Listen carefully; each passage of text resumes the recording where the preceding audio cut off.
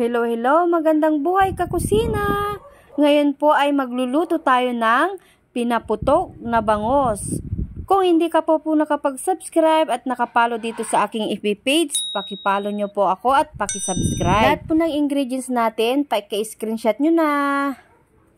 Narito po yung mga sakap natin sa pagluto ng pinaputok na bangos. Syempre, meron tayong bangos. Ayan.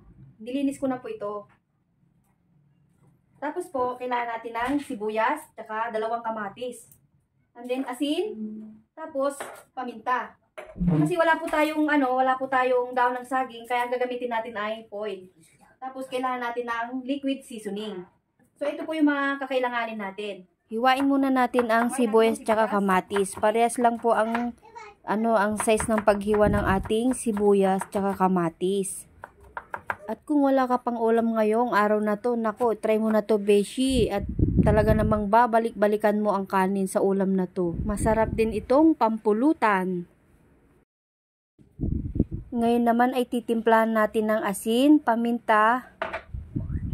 And then maglalagay tayo ng liquid seasoning. Ayan, bali 2 kutsara po. Hindi gaanong kalakihan po yung kutsara ko. At saka maglalagay din po pala tayo ng mantika. Gagamit din po tayo ng mantika. Hindi ko po nasabi kanina. Ayan, tatansyahin lang po natin yung paglagay. And then haluin natin. Pagkatapos po, kukuha tayo ng asin at papahiran natin yung magkabilaang side ng ating bangos. Para magkalasa din po yung sa labas ng bangos tsaka yung sa may ilalim. Tapos po, ilalagay na natin yung ating tinadtad na sibuyas, yung may timpla na. Tapos ilalagay natin sa loob ng tiyan ng bangus.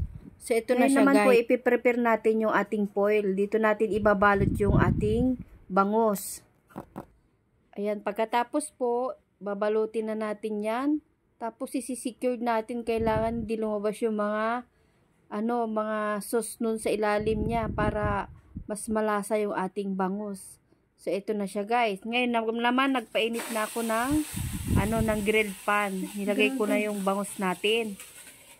Tapos takpan natin. Bali 15 minutes ko siyang lulutuin diyan. Tapos babalik ta rin natin 15 minutes din po sa kabila para pantay yung pagkaluto niya.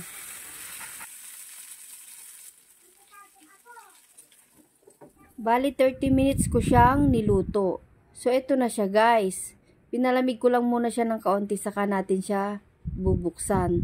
Napakabango nito, guys. So, ayan, para din siyang inihaw.